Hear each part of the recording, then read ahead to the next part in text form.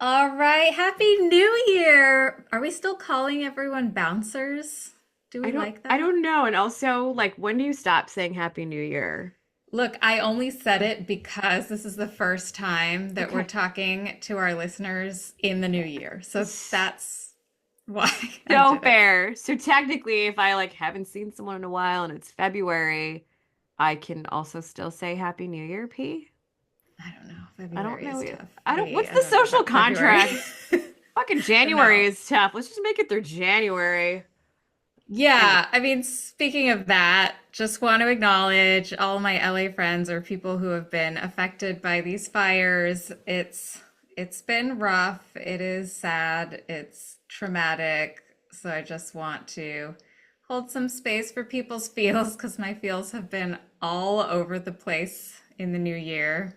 yeah, You thank you to know, some of our listeners. People like checked in, asked how you were, P, and wanted to know if you were safe. And our other LA-based guests are also safe and their homes are okay. So just yeah. wanted to say I appreciate that folks checked in. But P, yes, of course, you were on my mind day one. Thank you. And thanks, listeners. Yeah, I really appreciate being in people's thoughts. It's very surreal. We were out of town when I found out like early in the morning that my parents had to evacuate overnight and they were like in a shelter. When I checked in on them, we couldn't get them into our house because our house didn't have power. And I know that, we are all safe and lucky and fortunate and our homes are intact, but it was weird being away and watching it all. It was weird getting all the check-ins and not being here.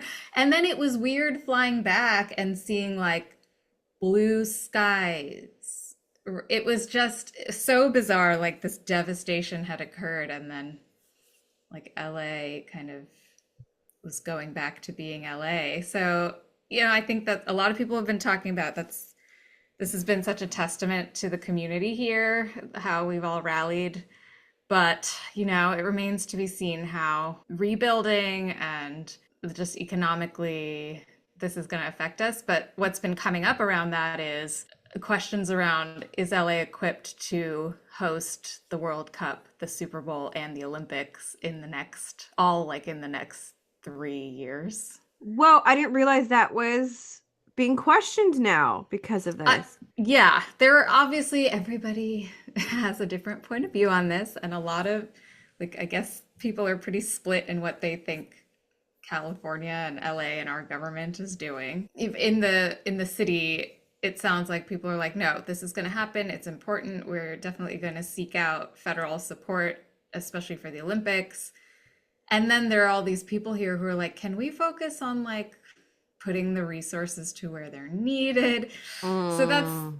that's the debate. I don't really know. I mean, yeah, of course, like moving on and morale and what's good for the economy would be to have these games here. I don't think that anyone's entertained like fully canceling them, but I do think there's been some split opinion on like, is that appropriate? Are we the best city? It has happened in the history of the Olympics where a city couldn't host and another city takes over. I don't I don't It want that to happen. Yeah, but yeah. that happened? I need to look this up. I was just reading about it and then because of information overload, it flew from my brain. But I Yes. think it was one of the Winter Olympics. I want to say one of our states or cities in the US was involved. Either they took it or they couldn't do it. And then apparently LA also stepped up when a different city in Europe was going through Their own, and probably their own a thing. world war. Some Who sort of knows? that, Yeah. yeah, something like that. And so I think, LA has been in the Olympic Committee's good graces because of that. So we'll see. We'll see what they do to support. In some ways, obviously I could see both angles to this, but in some ways, it's nice when there is a big event because the city does qualify for extra funds and extra resources, which LA could use right now. Yeah. And it reminds me of the very well known fact that any city who's hosting something like an Olympics or a World Cup, they just like mow over a lot of like communities that aren't in developed areas that whatever, like struggling with homelessness, and they're like we got to get this thing pristine looking before we're on the world stage. And I just keep thinking like, okay, well, what will the state of LA be Yeah, by that at the time. time? I mean, in the history of the Olympics, only one Olympics has ever been profitable for its city, and that was 1984 in LA. Every other city that hosted has like gone into some sort of debt Oh or shit. had to pull from taxpayer funds. That 1984 Olympics was largely like that was a lot of private funding that accounted for that. This time around, I'm sure that taxpayer money will start to play, but we have pretty good event spaces. Like a Yeah. lot of cities have to Yeah. like build that stuff, right? Like remember Qatar with the World Cup, it was just like building it all. So we have plenty of places to hold these events. The whole issue has been, yeah, the crisis of the unhoused and transportation. And there were like really big dreams of this is going to be a carless Olympics and we're going to have public transit to take everybody to these things. And now it's just probably going to be a lot of shuttle buses. So like, fine, whatever. Right. Yes, which honestly is in a lot of other cities too. When they're Yeah, hosting, it's all spread around. Well, if there's one thing I do know about how LA has showed up for itself in the last few weeks, community moves faster than government. yeah, Community is where the resilience is and where things get done. It's on the ground. It's shit that we're not always seeing. I have no doubt that whatever's better for the city, like that's going to be what the community pushes for. yeah, I think so. It'll be interesting to see. But thank you, V. Thank you, everyone. We are going to have some donation links in our show notes for this episode if you want to help out. I love it. Um, And we're not in the clear yet. There's still, no, there was a new fire that started near Santa Clarita in that like grapevine area. So hopefully they can get that under control. But we've got potential rain coming this weekend, and hopefully that just kind of cleans and refreshes the area. But I did want to check in with you about something else because a lot of things have felt dire and apocalyptic for multiple reasons. What has that meant for your interest in sports? mm. Sports are an escape for me, P. And the hardest part now is political issues seep into everything now. Onto TV, onto that's why, in our episode where I was talking about Nick Bosa coming in with his mega hat and the post-game interview, I'm like, I don't want to see that shit. This is my escape Mm-hmm. from really terrible things that are happening in our community. And as a result, though, in the last month, in what is seemingly a slow month for sports, right? January just sort of has this lull for a lot of the major sports.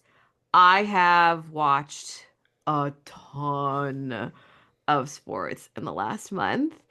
And I 100% know it's like my brain candy, and it is me escaping and not wanting to watch anything else or scroll on anything else. I've really been trying to reduce my screen time. This is part of it, which is if I just have a game on for 4 hours, that's going to help me not pay attention to other shit that's like not serving my mental health right now. Oh man, I am having the opposite experience. Yeah, no, I believe it. Wait, tell me about your side. I just am like, I don't care right now. It like I was watching the playoff games, the NFL playoff games last weekend, and then it was just like snowing so hard, and I was like, I can't even see. I think I'm losing interest. And then it sucks because it looks like we're gonna get another whack ass Super Bowl matchup, and yeah, I Dan's been like watching hockey on his phone, and I'm like, oh yeah, hockey. Hockey is still going on. Yeah. Oh shit, I don't even know what's going on with hockey. It's all just like, yeah, I think even when Dan was like coming to me with like exciting like, oh, this thing and that thing and this is what might happen with like the college national championship playoffs, I was like, bro, I care 0% I right get now. it. I get it, P. That honestly makes sense because there's like a level of focus and attention really that's needed for some of this. And I'll be honest, part of the since I've seen you in the last month, my house has recovered from I think maybe 3 viruses. And in that time, all I could do was just lay up and watch TV. So that does help in Yeah. that way. Yeah. But I get it in that especially everything going on in LA too. It's just there really is this question of like, what does this fucking matter? Like, Yeah. I think it makes sense that you are having a hard time caring about it.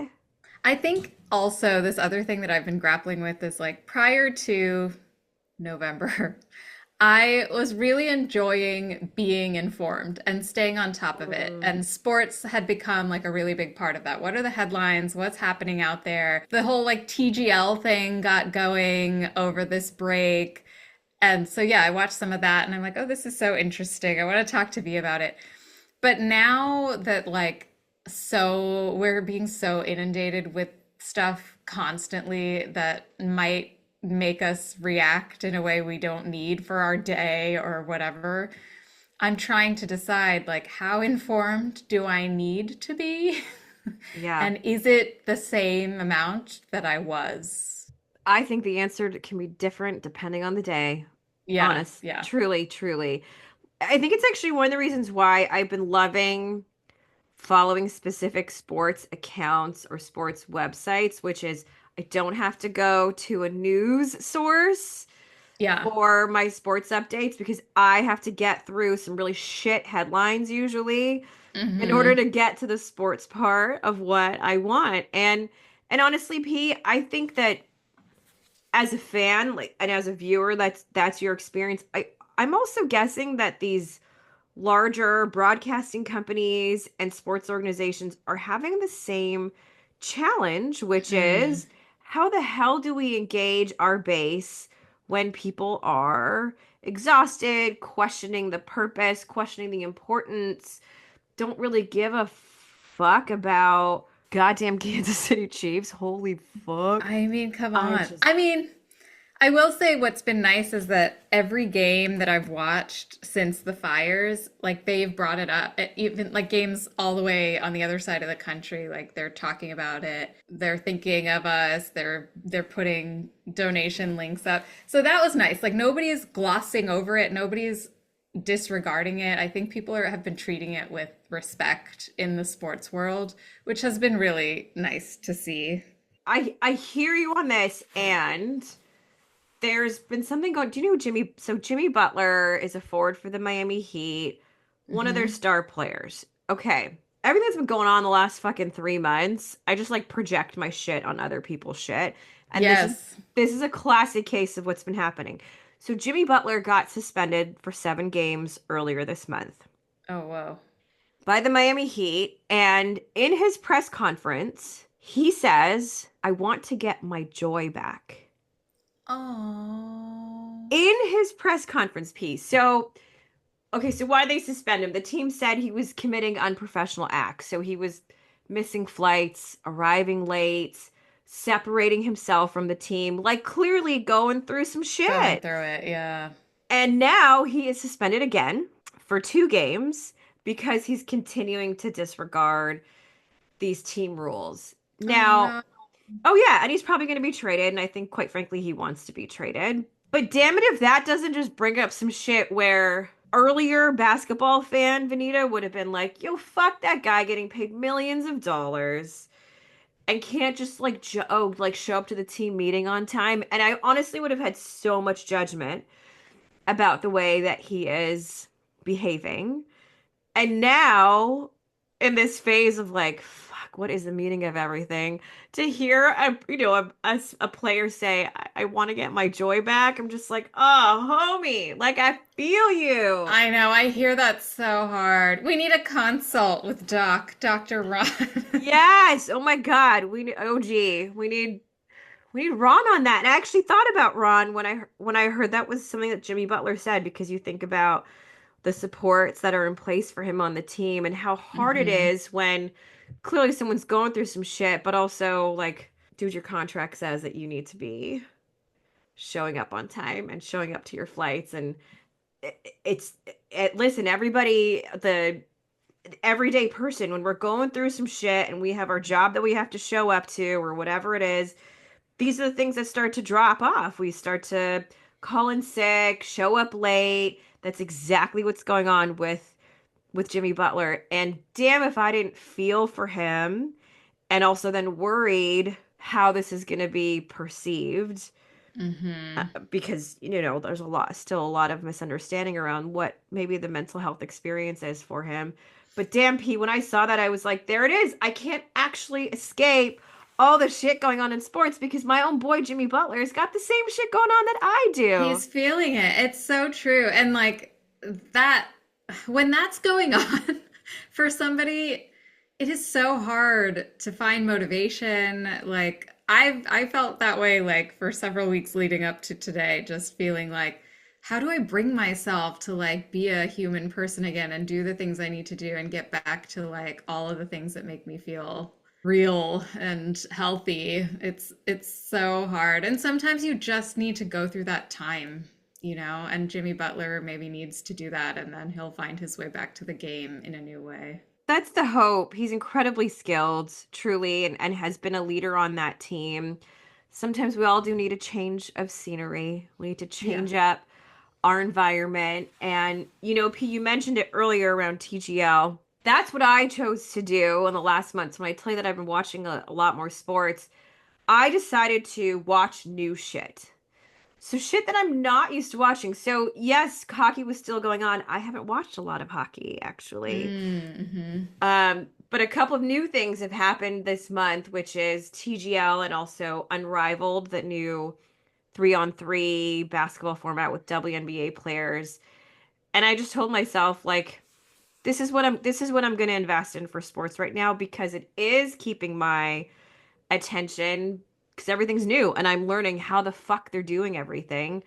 Yeah. So Well, for offering that your way in case it doesn't have to be the same shit that you're used to, but yeah, finding something different or new might be helpful.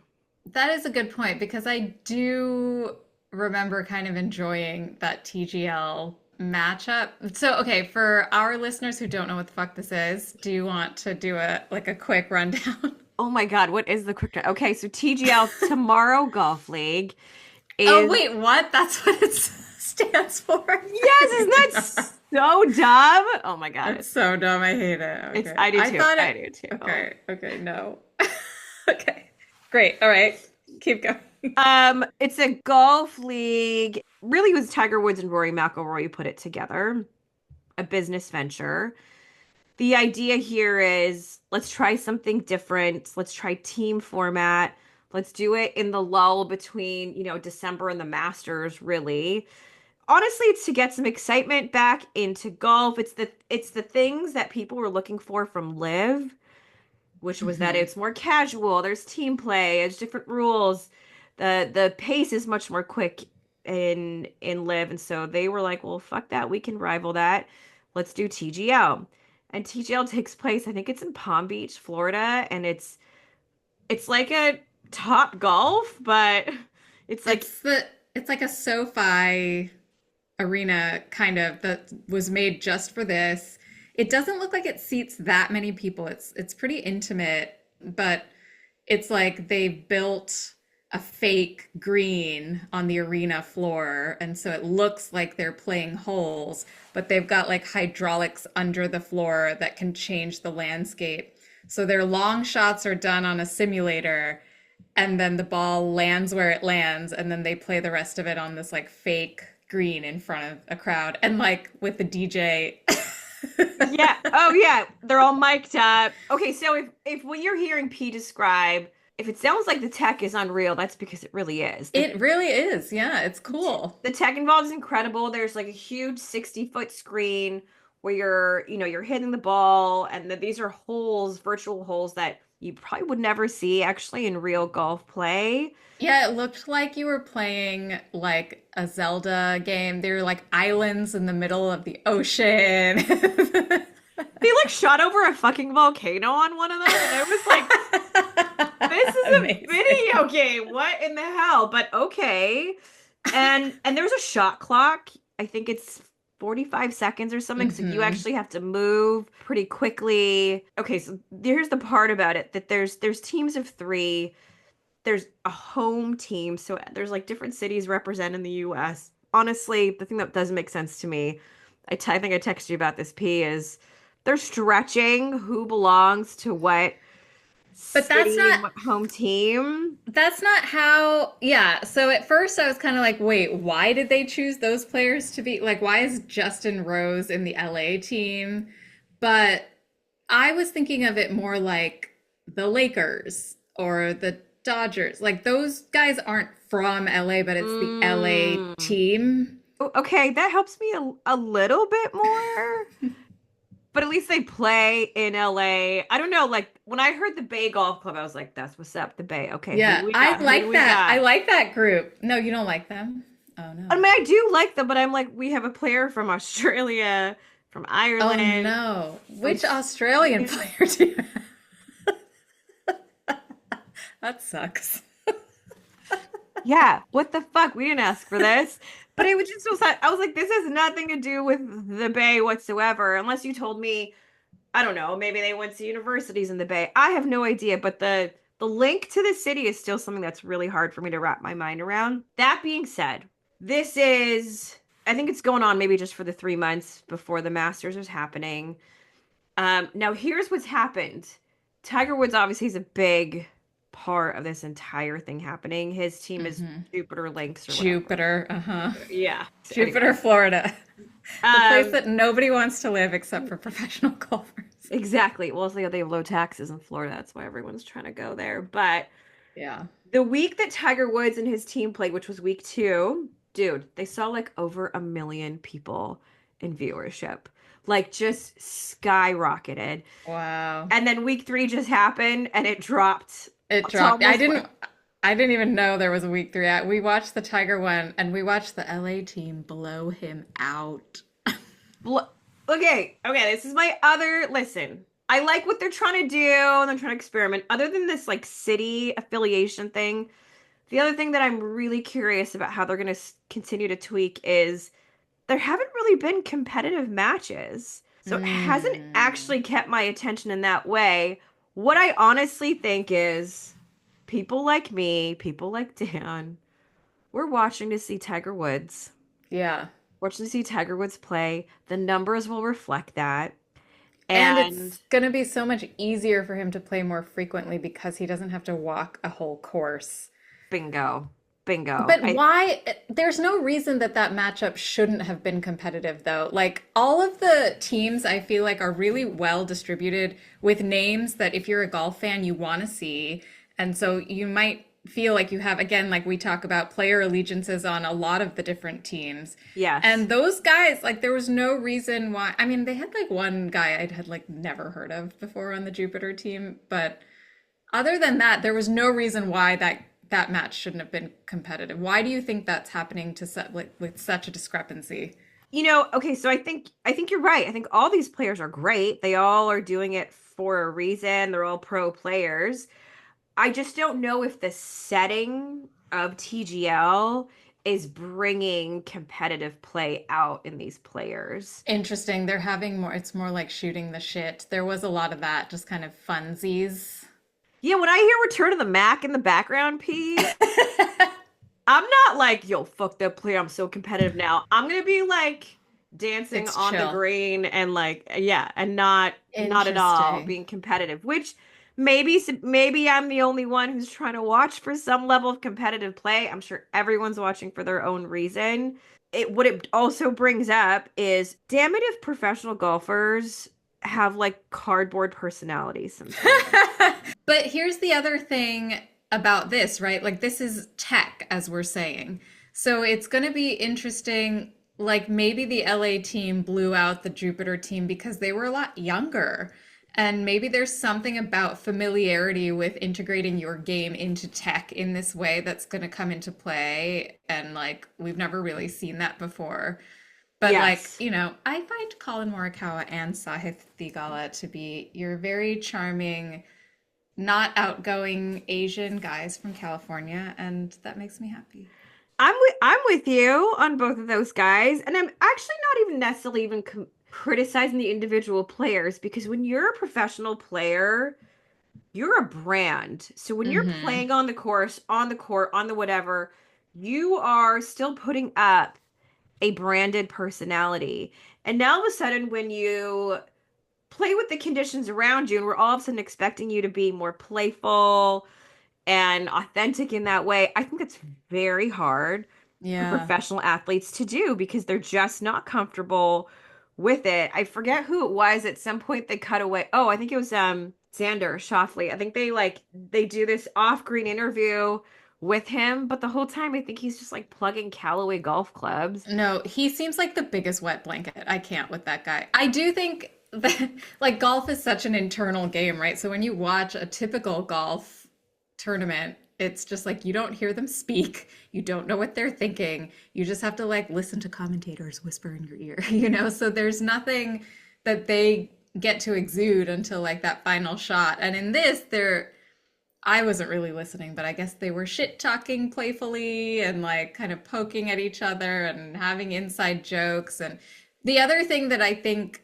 contributed to like sort of the friendliness and the hominess of this atmosphere, aside from the intimacy of that, was sometimes what takes me out of it with golf is seeing like the vastness of a golf course. Like all Mm, it makes me think mm. about is country clubs and privilege and the grass being so green and that it shouldn't be so green and like that I would feel so uncomfortable being at this tournament with all of those white folks in the stands. Like Yes, yes. that's what I start. So like to talk about like why live still feels like whatever. It's that first of all, there were way too many teams and it was so hard to keep straight. But they were like still on these like playing this kind of stuffy game. And I think TGL is doing not that, which is cool. Yes. And actually, because you mentioned Live, the viewership levels of TGL so far have outperformed Live and Amazing. any of the broadcasts for any of the past 3 years for Live. Dude, what vindication for Tiger and Rory. Honestly, even just for that, I want them to be able to sustain this a Yeah. little bit more. I don't know how they will. I think that's actually a problem that Live is experiencing right now, which is how do you keep this sustainable and how do you Mhm. keep this entertaining? Because team play right now with golf, it's actually never really succeeded as a separate league. The things that have been successful are things like the Ryder Cup, where there's a history involved, there's a lot of storytelling behind it, and people really rally around that and a prestige and a whatever. Any other kind of offshoot team play type things for golf haven't really hit. So Mhm. I am quite curious how like where TGL will take this. I love V1. I think this is a really great starting point for them Mhm. and Mhm. I do think it's dope. I mean, they opened up one of their broadcasts, not even showing golf. It was like DJ Khaled doing something. And I was like, this is what they're trying to do, though. Like, it's yes, we're playing golf, and this is like an entertainment factor, which I think they need to keep leading into. And I will keep watching. I'll watch more on the weeks that Tiger's playing, but I will keep watching. Yeah, it's like bringing in more of like the millennial crowd. So let's see how they can get the Gen Zs. That's that. I don't even know who the fuck is watching golf right now, but that is I like that's like a personal goal of mine is like getting more millennial and Gen Z folks into golf, and I think this is one of the great ways to do it, which is let's make it more engaging.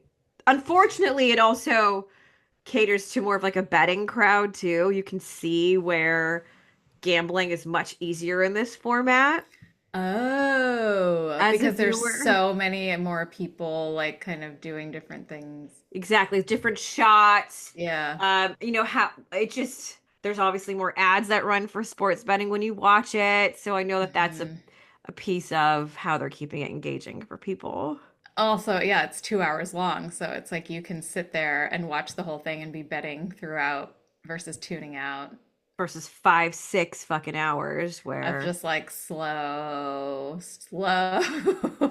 and golf naps. and commercials too. Like when I watch 5 or 6 hours of golf, there's so many And commercials. they're all the same fidelity, like financial advising. It's so gross to me.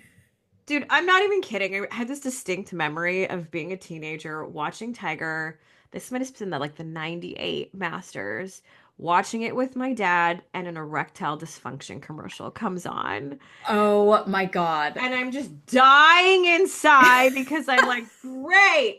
So excited to watch sports with my dad, and then all of a sudden erectile dysfunction, and I was like, this is the crowd. Like this is That's the crowd. I Yeah. will never fucking forget that experience. But what's so dope is I think with TGL, I must have gone like a solid at least 30 minutes before I even saw a commercial at one point, which is a very smart way to engage viewers. Wait, so where does TGL stream? Is it on T ESPN? Oh, ESPN. It Yeah, is it's ESPN. I thought so. So yeah, you can stream it if you have like the Disney ESPN bundle, or you can just watch it on your whatever Hulu Live. Wait, I have more updates Oh my God, for tell you. me. Oh my God, tell me. First, the Yankee fans who assaulted Mookie Betts have been banned from all MLB games indefinitely. Oh, damn. This just kicked up a level of seriousness to that bullshit. Because it was first just the Yankees who banned them, right? Yep, The entire league. the whole league got Like for behind Mookie life? Betts for indefinitely. Okay, before I offer my thoughts, what do you think, P? I love it. There were so many great memes about it, like just Mookie Betts being like, because what I hadn't realized was earlier in the season, Mookie Betts had a hand injury. And like I Also didn't know that. reacted to them grabbing his hand, but then after knowing that, now I'm just like, yeah, fuck those guys. Yes. Yeah, I mean, I already thought fuck those guys. You're Yes, right. yeah. I also really think that the league had to set a precedent for Yeah, you can't physically assault a player or like anyone. the entitlement to someone else's body to do that, and to think that you can do that really is disgusting. It's Hmm. violating all sorts of boundaries. I am so pumped to hear this. I know, isn't that crazy? Holy shit. I can't even think of a time. I mean, I'm sure there's like many stories where fans have done some dumb shit and they've gotten banned, but like this is so well deserved by those assholes. Yeah, they can't they lost their privilege to go to baseball games, and that makes a lot of sense because that's exactly what you would do to a child, right? You have now lost your privilege for this thing because you abused it. Oh my, imagine if that's like your homie or your partner. How That's what I'm thinking embarrassing. because like I remember them like parading a lot of friends and relatives around, like those were the people that they wanted to sell their season tickets to and stuff, and I'm like, now everyone who knows you knows that you can't go to a baseball game with them ever. Dude, I bet they lost like relationships out of this. I hope so, but I don't know. Yankee fans who like still take pride in those guys, they're Mm, still out there. I was happy to see that in the comments it wasn't as many of them as during the World Series, but yeah, they've all like climbed back into their hole because the Yankees keep screwing the fucking pooch. Like you lose your best player to the Mets, and then now the team that you lose to in the World Series is stacked. We are so crushing sad. it. You know, Roki Sasaki. oh, We now have like three-star Japanese pitchers. Otani, I think, is back from his Tommy John, like whatever, what he was waiting to start pitching again. So yes. I just cannot wait to see what they look like this year. Dude, as a Bay Area sports girly, let me tell you, Bay Area sports writers are like oozing with jealousy anytime there's coverage of the Dodgers and just where things are headed right now. Like it's just, you're like the things you want for your own team, which is obviously to win the World Series. It just seems farther and farther away, and the season hasn't even Yeah. started yet. Well, I mean, like, aside from it being like a huge get for the team and for their bullpen, it's also like I just feel like their team is so cool. Like all the guys on their team are so fucking cool. And it's like the most Asian team. And there's an interesting conversation that Dan and I had about this, which is that like the Dodgers are securing big time Japanese talent. And it's not just because they paid Otani like $700 million.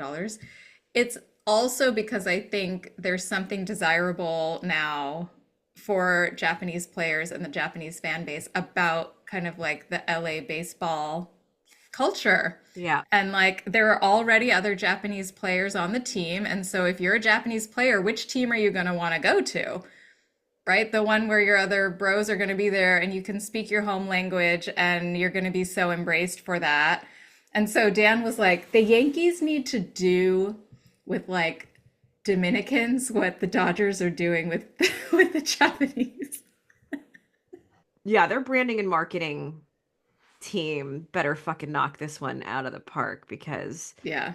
there is a lot there. Wait, can I offer a palate cleanser to these bullshit fans that we always talk about? A shout out to Bills Mafia. Listen, I am gonna jump on that Bills bandwagon all day if it means that the Chiefs don't have to win. But I want to tell you something really cool that happened, which is last week, crucial playoff game. Bills are playing the Baltimore Ravens, and Baltimore tight end Mark Andrews, he drops a 2-point conversion, and that would have tied the game. Ultimately, Bills go on to win, and now they're going to play the Chiefs. Okay. So Andrews, this shit always gets me. Like he's in the sidelines afterwards, just looking heartbroken. You can see like Mm. Lamar Jackson's trying to console him. And fans being fans, they flood his Instagram account with shit comments. So what happens? Well, his most recent post on Instagram is for National Diabetes Awareness Month. He discusses he has type 1 diabetes. So a GoFundMe campaign gets started by a Bills fan page where they want to raise at least $5,000 for the like type 1 diabetes charity that Andrew's name is in. And so they like Bill's Mafia rallies. Dude, I checked yesterday and the GoFundMe's at over 80,000 now. Holy shit. All just to support this player who was just really getting ragged on by his own Oh, fan base. And I gotta tell you, I'm not necessarily like I have no affiliation with the Buffalo Bills. I've never necessarily been a fan, but I have homies who are. Bills Mafia, this is not the first time I've heard of a story where they do something incredible for a rival team, for a player or a fan base. There's enough stories around Bills Mafia that I just got to shout them out. They just do incredible, incredible things. that's nice. I mean, like they seem to be such a beloved fan base. They like showed up for their team's game in like crazy fucking weather multiple times. I would not. But also, how much of supporting a rival team after they've sent you on in the playoffs is like a thank you. I mean, Thank you for your fuck up. Here's if 80 grand. yeah, here's 80 grand. Let's help some people who have type 1 diabetes. And also, thank you for sending us to the AFC Yeah. Championship. Yeah. Oh my God. Well, listen, I think by the time this episode comes out, I think the game will have been played, P, but I really hope the Bills could take out the Chiefs. I really, really Oh, do. they don't have like the best track record at that, V. Who? Nobody does. That's what I'm saying. I don't know. I mean, this season maybe is your best shot because the Chiefs have been like, eh. But they're the Chiefs. Like, this is their time where they always bring it and somehow like Always bring it. overcome fucking ankle injuries to Patrick Mahomes. Like, Their if coaching is we're unreal. Yeah. we're getting another Eagles Chiefs Super Bowl, and it's going to be awful for everyone except Philadelphia and Kansas City fans. Well, let me tell you, Philly's gonna have a ton of fans jumping on that bandwagon, I'm pretty sure, because everywhere I go, everyone's like, yo, we can't have a three-peat. Like, what the fuck? The Chiefs? I Everyone. I would be going for Kansas City. Not just because I find Philly sports fans to be awful, but because that at least gets Mahomes closer to beating Tom Brady's record. Oh, okay. That's a motivation I can get behind, P. Because if anyone's gonna do it, it's him. That is true. And so I just sort of, before he like gets too old, like want him to just get closer to That that. is so true. Okay, you might have just convinced me a little bit. Wait, what's another update that you had? Okay, three good ones. Oh my God, okay. First of all, since we were talking about politics and sports, this is like adjacent, but you and I spent some time a few episodes ago talking about Carrie Underwood as the voice of the NFL. And things have Yeah. happened with Carrie Underwood since then. But interestingly, I'll give you a little bit of silver lining here. So, obviously, in like the Venn diagram of country fans, NFL fans, and MAGA people, there's probably a lot of overlap. Yes, So yes. it's not as though the NFL like needs to jump off the Carrie Underwood bandwagon, but I will tell you a lot of country fans did. And after it was announced that she was performing at the inauguration, country fans got Megan Maroney to like the top of the country charts. No, I didn't hear this. Oh my, like let's Yeah. stream her shit so that she Yes. beats. Oh my God, Yeah. genius. I thought that was a Oh. fun one for you. Have you heard about the Phoenix Suns owner and what he does to make games more accessible? No. Okay, so basketball. This is a team owner who is like probably taking losses because he's selling $2 concessions and cheap tickets, and he is making Phoenix Suns games available for every Phoenix area resident to watch. So it's not subject to like, broadcast rights. Like if you're in New York, you can only watch the Yankees on the Yes Network or the Rangers on MSG, like that. It's that kind of bullshit where it's like Yes. so gatekeepy. He has opened it so that it's broadcast on local free TV stations. Which it used to be like that in like the I 80s know, and but in the 90s. 80s and 90s, which Yeah. Benita was I was alive 40 for him years when ago. Yeah. no shit. So not okay, so wait, two things. Not only is he making broadcasting more accessible, but if you are a resident to even physically attend a game. It's easier, it's cheaper, it's not prohibitive. And Oh, so, he could be making so much money on broadcasting rights alone or just like jacked up concessions, but you could go to a Phoenix Sun game and get a $2 hot dog and a $2 drink. Isn't that amazing? that really is incredible. You know what it makes me think? It makes me think about the trickle down, right? There's obviously a business strategy to this. Yes, right. And the idea of how do we build that home team cohesion, the unity that you want so people really show up for your city. And I have to say, I don't associate that with Phoenix. I don't associate that with any of their sports teams that Yeah. somehow they have a fan base that's really strong. So shit, if this works, it probably will pay off in other ways. I would imagine like you don't have a CEO, a team owner making decisions like that unless he sees the value, the cost benefit of it. And it's probably, your favorite thing to talk about is growing the game and making it more accessible.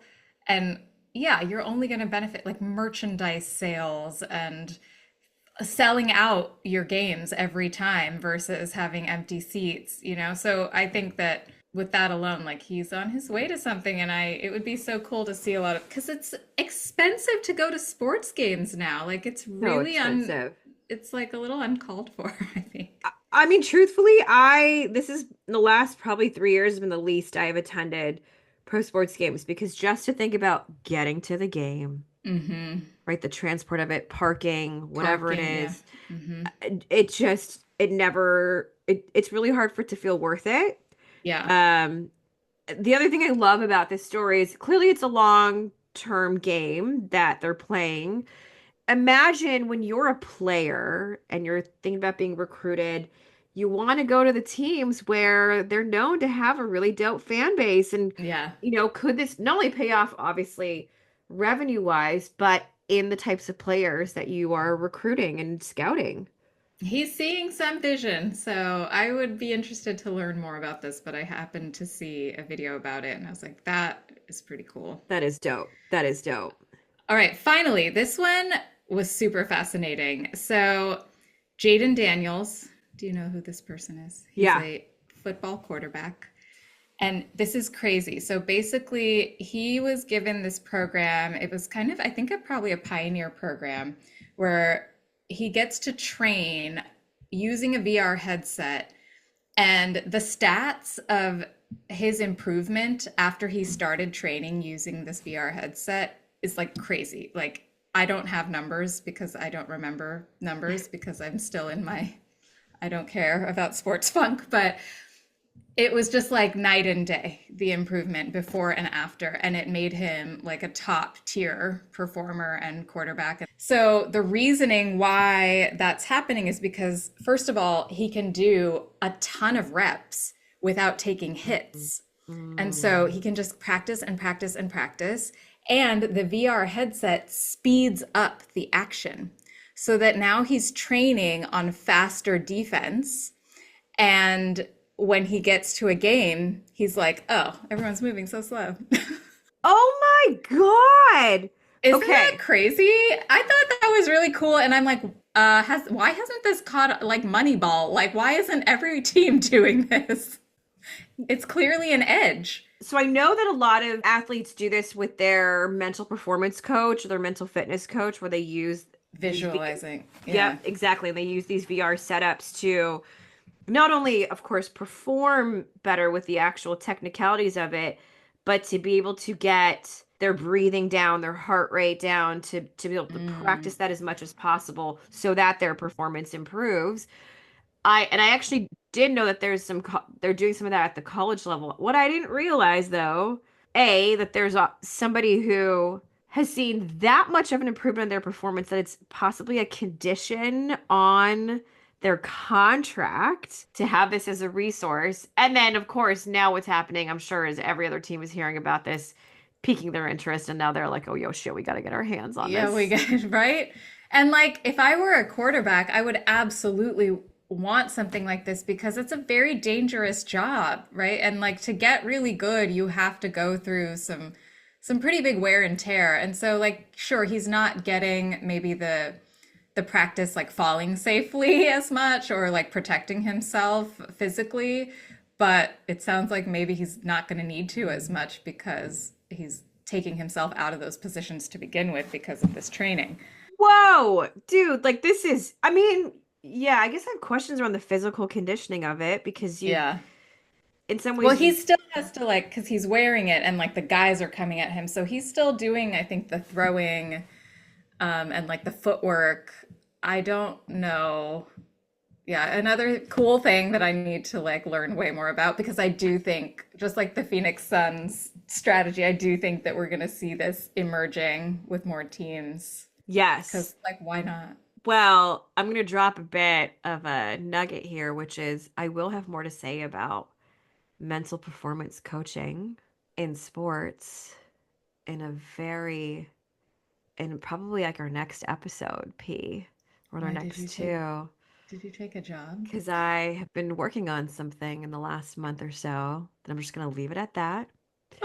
But I'm Oh, very excited about it, and it has to do a lot of like a lot of this, which is how to work with athletes and improving their performance by improving their mental game. And this is absolutely inspired by some of our previous guests who I've been in contact with in the last few weeks. And that's amazing. all I can say because it hasn't been public yet with some very cool stuff happening. That being said, VR, even just for folks with health conditions, for like Hmm. everyday type of performance, has been so key for improving mental health and physical health that I like need to understand. I need to know what program this is. I know. I'm like, can I train to be a quarterback? Can I train my archery without having to go to that like dirty archery range? Like, do you have to go to your karate class, P, or Yeah. could you just? Can I just do it here You did shit without having to here. get on a mat with a bunch of kids. Oh my God, that's so awesome. I gotta tell you, Pete, it feels really good to be back talking about sports with you. It really does help this funk that I have also been in, which January in general is just like it's like not my favorite month of the Mm. year, let alone, adding the millions of terrible headlines that have come along in the past month. But I was looking forward to reconnecting over sports again. A month without talking to you, P, feels like a really long time. So, That's true. I think it was doing things to my brain and making me feel yeah, just compounding my sadness. let's like not do that again, maybe. Okay, I'm down. I'm down. Wait, Like V, what? what are you currently obsessed with? Oh my God. Okay. Fuck, there's so many things I'm obsessed with. Okay. Honestly, I've been like, I know that you're gonna ask me this question in a month. A lot has gone and happened. It's This true. is this is a very directly sports related one. Y'all know I'm a hockey fan. I'm a huge hockey fan. But I do want to say that in the past couple of weeks, the Professional Women's Hockey League has been taking a bit of a tour in different cities that don't have a team, and they've been selling out. There have just been insane viewership numbers on TV, and merchandise have gone up. Like, it's just incredible the impact it has had. It's really what everyone wanted it to be, and it's showing up to be that way. But the reason why I'm so obsessed with it is because I am seeing people get invested in these women's stories Yay. and what's gotten them into hockey. It just sort of it renewed my hope in women's sports getting the attention that it deserves. And this is like a tangent, but Unrivaled, the 3-on-3 WNBA league that just started, they have been performing better on TNT in numbers than NHL broadcasts on TNT have been Holy performing. shit. Oh my God, I know. And so I've just been really excited in the past month more than ever. I say excited, but really it's obsessed. I check viewership numbers more than I've ever fucking checked viewership numbers before. Like, remember back in the day, if it was like the Friends season finale, you'd be like, Yeah, oh yeah. my God, NBC had. I've never cared about viewership so much as I have had in the past month. In some ways, looking for validation for what these organizations are trying to build, and it has been pretty unbelievable. And so like the obsession with numbers has been a lot, and I just wanted to come clean that that's what's been going on. Wait, wait, V, what is your take on? Because I think that probably a lot of people would feel skeptical about that, like about how lucrative, like up until this past season, the WNBA had abysmal numbers, right? Like nobody cared about it. Now all of a sudden people care about it, and it feels like these floodgates opened to shed light on how many people are and can be interested in women's sports. So what do you think it is that accounts for these numbers? Like, where is that passion coming from? Who are the people who are showing up? You know what it is, P? I don't think all of a sudden, players have gotten so much more skilled in the last couple of years than they ever were before. I think now there's an actual recognition of the skill sets. But here's what's key with that recognition. There are star players now, right? Like people want to see a Caitlin Clark. They want to see a Reese. They want to see, and I think when we have these star players, they're sort of hot spots where it maybe starts there and then it starts to spread. You start to learn about other players and other teams. And I think that's actually what's bringing viewership. When you look at a league like Unrivaled, it's kind of got this like startup mentality, and you could tell that they're trying to get all these investors, they're trying to get big names. But what I think is going to keep them sustainable is they got to keep the big WNBA names coming year after Mhm. year after year. Otherwise, no one's going to watch. And they need to market them, right? Like those people need to create their social media brands, and they need to make sure that everybody knows these names the way that we know Caitlin Clark's name. That's exactly it. That's exactly it. So the more that we create these stars and star players, I think that that is the impact we're seeing, which is I'm going to tune in to watch this player. I've heard a lot about them. And the next thing you know, you've got growing viewership numbers. How much do you think social media is the reason why people follow? Yeah, I mean, we talked about another in an earlier episode, right, where these female athletes in a way actually have better, stronger, bigger social media followings than a lot of the male professional athletes do. One, I think that this is how they're like hustling and paying Yeah. for, and getting the bills paid.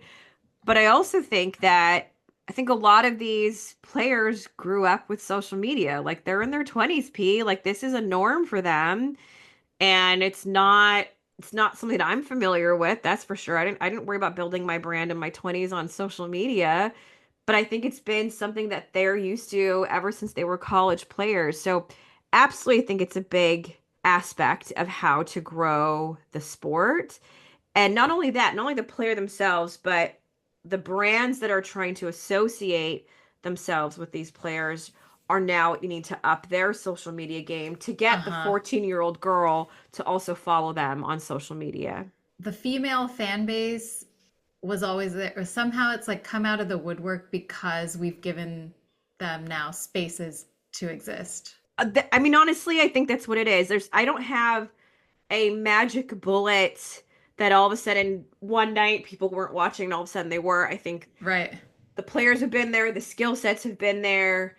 It's it's um it's why I go to watch Tiger Woods even all these years later. Like you need that star player who will attract me and get me to the thing. We just need to get you to the thing, to change the channel to the thing. And then all like how I feel about the professional women's hockey league. If I can just get you to the game or to the channel, you will quickly realize this is a dope hockey game. This is a dope basketball game. And I don't think it takes much truly to for people to start realizing that this is where it's at. The skill sets are incredible. And truthfully, Cool. I don't know if you saw, but Caitlin Clark was sitting with Taylor Swift Yeah, huh? in Uh-huh. a suite right at the Chiefs game, and I was like, this is like what women's sports dreams are made of right now, which is these are two women who have brought so many people to the games that they represent. And I'm just like all for it. Again, I don't care if fucking Taylor Swift is the reason that you got to the game or the Caitlin. I just need to get you there, and I promise you'll be like start to see just how incredibly fun it is to be a fan. So, anyway, that's my long-winded obsession. P, tell me, what are you obsessed with? Okay, so the Oscar nominations just came out. Oh, this is already such a P answer. I Yes. know, Okay. but I just am like really feeling a lot of things about the entertainment business right now, but there was also around the fires, there was this question around like, should the Oscars still happen? And they delayed it and they delayed this announcement a bit, but it is happening. And a lot of people are like, just like with our upcoming big sports events, a lot of people are like, the business needs this. The entertainment business needs Hmm. this. It needs to be reminded that we've created art that's amazing and we need to recognize those people.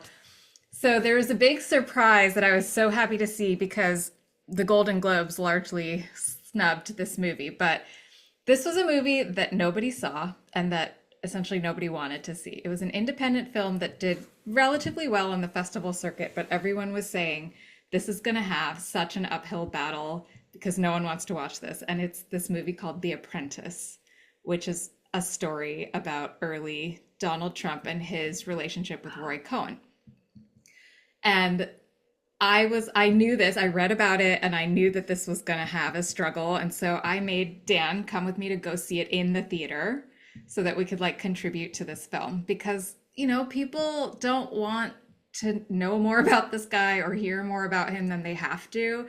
But like these people created this film, right? And Yeah. like they worked hard Mm. on it and the performances are unbelievable. Like the whole experience of watching that movie it was funny, it was chilling. You recognize the actors because it's Sebastian Stan who does an amazing early Trump, and then Jeremy Strong from Succession who does Roy Cohn. And they're both just unbelievable as you would expect. But it felt really sad to know that because of this like big kind of political pall cast over it, that it wouldn't get recognized. And in the Golden Globes, it didn't. Like Sebastian Stan got recognized for the other movie that he did, but not this one. And when the noms came out, both of them were nominated for Best Mm. Actor in Supporting. And I was like, okay, good. Someone is seeing it. The community is seeing it. Maybe it's because it's post-election that everyone's ready to be like, yeah, fuck you. But it was so nice. I just like really appreciate what those two guys bring to their craft. I've loved everything I've seen them do. I can't wait to watch it. I did briefly hear about it. What you're reminding me is, yes, like award season is here, and I need to start committing to watching some of these films before the Oscars, dude. Like, time is ticking. Time is ticking, and there's some really interesting ones this year. Like Emilia Perez is sweeping the noms. Sebastian Stan's other film, A Different Man, was so good. I was reluctant to watch it. I thought it was going to be really uncomfortable, but it, again, like he brings such a dark humor to his performances, and in both of these films, it works so well. So that was a really good one too. I have to watch The Substance, which I'm Yeah, also nervous about. yeah. I've heard the visuals are unreal in Yeah, it. it's gonna be gross and awesome. Oh, But I like can't again, wait. like big nod to horror, Best Picture and to me. So a lot of interesting stuff going on with the Oscars this year. But if people feel like they want an entertaining take on an early Trump, this was a really, really fun watch. We both really enjoyed it. And there was some stuff that was like, oh God, but it was kind of it was interesting insight too into like this man. Obviously it's a scripted piece, but yeah. But still gets you thinking complexities of a Yeah, character. Oh my God, I absolutely. can't wait. I actually can't wait to hear your take on all these films really now that we're in award season, P, because I don't know. I just like always appreciate your angle and your evaluation of all of them, and we'll find a way to bring these into all of our episodes in the next few Yeah, weeks. But I it's always I always horn it in incredible. somehow. Oh my God, the shoehorn. Oh, P, it's good to be back, P. Thanks, I love you. It is nice. Thank you all for joining again. We wanted to do just a PNV episode just to bring us back into this weird moment into Weird this new year. time. And to check on you, P, because really we a bunch of us want to check in on you. So That's glad that very you are sweet. safe. Thanks, B. You got it.